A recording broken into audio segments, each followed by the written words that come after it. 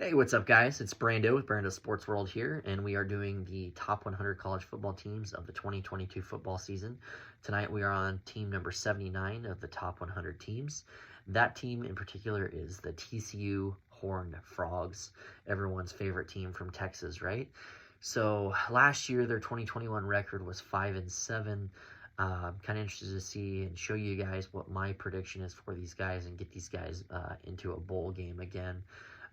So yeah, let's get on into it. The very first game of the season is an away game at Colorado. So they're already playing, opening up on the road.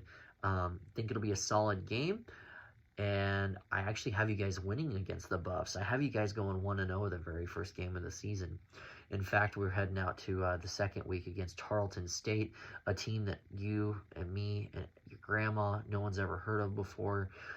You guys better win this game, and I have you guys winning it, so you're 2-0 at this point.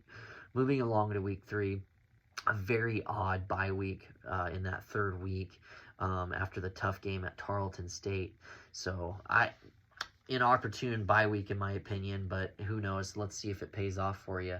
The very following week after that is a game at SMU. So again, you guys had won 5 games last year. SMU being a tough team out of Texas, in some aspects a tough team. Let's rephrase that. I have you guys winning it on the road against the Ponies, 3-0 to start the season, and you guys are looking good heading into the 4th game of the year against Oklahoma. Really excited for this game. It's a home game against Oklahoma. Brent Venables at this point, I believe he's coming off a game against Nebraska. Depending upon how that game goes as well between Nebraska and Oklahoma, I'm curious to see how they, react against TCU the following week. If they end up losing that, will that kind of carry over to the following week against you guys if they win that? Will they progress forward and keep marching and showing the talent that Brent Venables has? So I think they will have a great defense, obviously with Brent being at the helm there. But how much involvement does he really have as far as that goes? Is he going to be really coaching as much as, or is he going to kind of be, interfering? I shouldn't say interfering, but getting more involved here and there with different parts of the team, like a CEO would do, or is he really going to be getting his hands involved with that defense? So really curious to see kind of how he juggles that, to be honest. I think this is going to be an interesting game. I'm going to go ahead and say, just to be safe here, that you guys do lose that game. It's a home game. I think it's going to be really close heading into that 4th quarter, but let's kind of see what happens and how it plays out. But the following week is an away game at Kansas. No issues here, guys. You guys win this game 52-7, 52-13, 52-10. I don't know. Let's get 52. The very next week after that is another game against another Oklahoma team. It's a home game against the State Cowboys, Oklahoma State. I think this is going to be an interesting game. I think Oklahoma State, with Mike Gundy being at the helm of that program, he's done a great job out that way, and I think that that's going to kind of continue. I actually have them winning this game, unfortunately, so I have you guys dropping that one and becoming 4-2 on the season. A very respectable 4-2. The next week after that is another home game at Kansas State for you. I think this will be an interesting game. I think it'll be close. Kind of a 60-40 type game, but I have you guys on the higher end of the 60 there.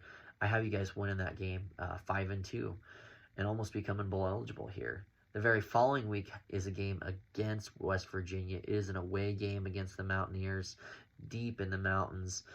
Tough call here. I think this will be another good game. I love watching Big 12 games, to be honest with you. I think that they compete really well against each other, and this is going to be one of those matchups as well. But yeah, I have you guys losing this one, unfortunately, so I have you 5-3 at that point. The very following week, though, you play Texas Tech. You play them at home. I don't think that their offense is anywhere near what it used to be. Granted, they can, show up from time to time during certain games where you wouldn't expect the Red Raiders to be involved with doing well, and they show up and they do. And this could be one of those games. However, I don't believe that they do. I think you guys win this one. I think you win it by the second half, beginning of the second half even. Won't be too close. Maybe a 31-21 type of game.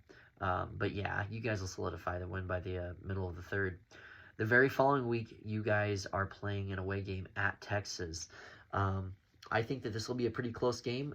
I would rather you guys win this game than Texas. However, I think that there's an opportunity for Texas to kind of flex his muscles, and I think that because it's an away game, I unfortunately have to give you guys the loss here. And again, I'm pulling for you, but I think Texas is just a little bit better. And I think that at this point in the season, Texas is starting to kind of turn that corner that everyone knows is going to happen sooner or later. The following week is another game, is an away game at Baylor. Baylor, another tough team out of Texas. Not historically great, been greater over the last 10 years. Interestingly enough, I think that because this is an away game, I'm going to have to say that you guys end up losing this one, unfortunately. I do think this is going to be a close game, and it really stinks because I feel like you guys are a much better team than what this record ultimately is going to show. But don't be discredited. The very next week we play a home game at Iowa State. Iowa State's been kind of up and down. I think this is going to be another close game, unfortunately, another close Big 12 game. I actually think this is going to be kind of a high-scoring game, kind of like a 42, 35, 38. And I think that I unfortunately have the Cyclones just kind of edging it out in the early fourth quarter or maybe the late fourth quarter, unfortunately. So I got Iowa State winning that one, guys. But yeah, so you guys end up 6-6, dropping the last the last 3 games on the schedule here. But some tough teams. They're not teams that are just pushovers like a Kansas or something like that. Hate saying that too, but it's the God's honest truth, and we all know it. So yeah, guys, 6-6. It's 1 win more than last year. It's something to build off of, and this could honestly be a 7-5, potentially an 8-4 type team. I would feel better about 7-5, but 6-6, safe bet. That's kind of where I would sit at it. Just in my honest opinion. So yeah, guys, that was team number 79, the TCU Horned Frogs. Please comment, like, subscribe to my videos. Really appreciate it. And yeah, guys, we'll see you on the next video. I'm Brando with Brando Sports World, signing off. Thank you.